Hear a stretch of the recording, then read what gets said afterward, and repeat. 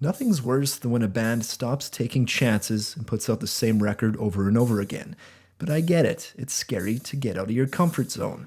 By 1990, Metallica was faced with that crossroad. They had built a solid following over the course of 4 albums, but their apocalyptic lyrics, layered over sophisticated thrash metal, had become predictable. But in an era when it was felt that it had all been seen and heard before, there was one corner Metallica had never ventured into. They realized they could make one record they had sworn as kids they would fight to the death never to make, yet the one their musical lives might depend on. That is something so blatantly commercial, no one could have seen it coming. Or as drummer Lars Ulrich put it, cram Metallica down everybody's fucking throats all over the fucking world. Yeah, yeah!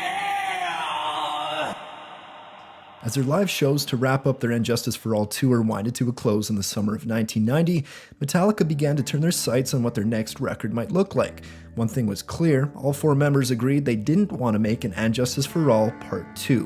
Their 1988 album was critically acclaimed and was their best seller to date. However, the long, intricate, almost prog metal, convoluted songs failed to translate well into their live shows.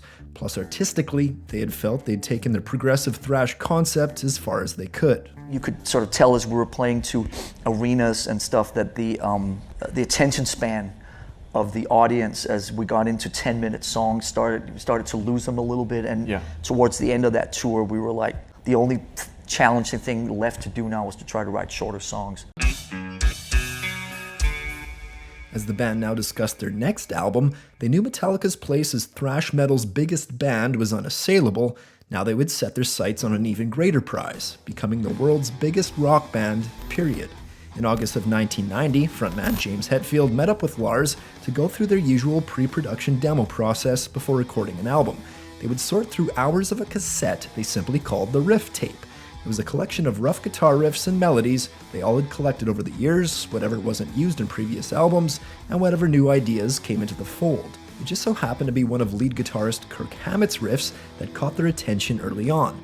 It came from one of Kirk's typical 3 o'clock in the morning jams with just him and his guitar.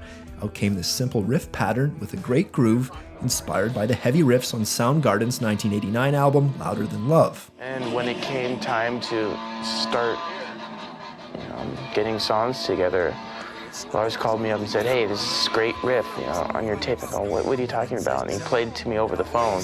I go, "Oh yeah, I remember that." But Lars envisioned something slightly different than the original riff. Initially, upon each pass of the riff, Kirk followed it with a tail.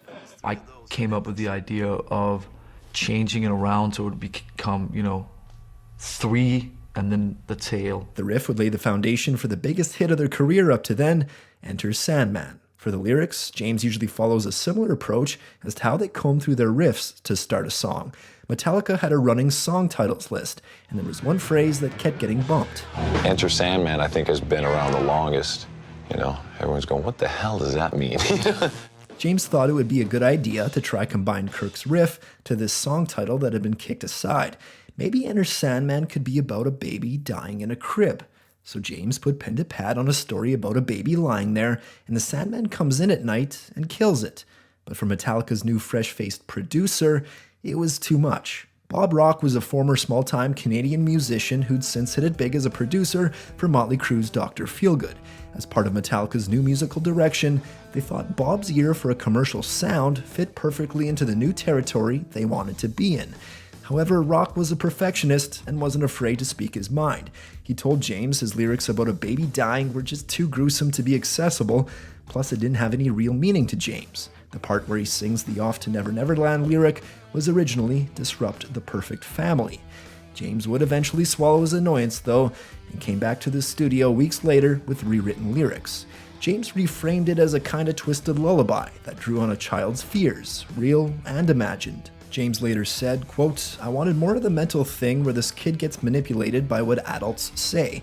And when you wake up with that shit in your eye, that's supposedly been put in there by the Sandman to make you dream. So the guy in the song tells this little kid that, and he kind of freaks.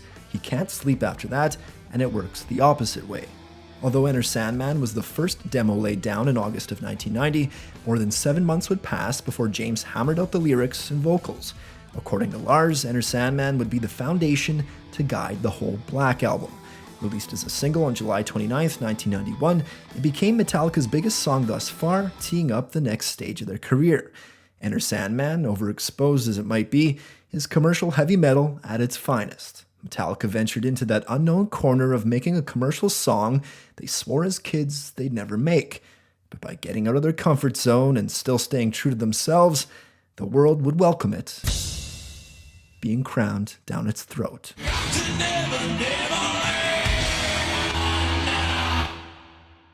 Oh!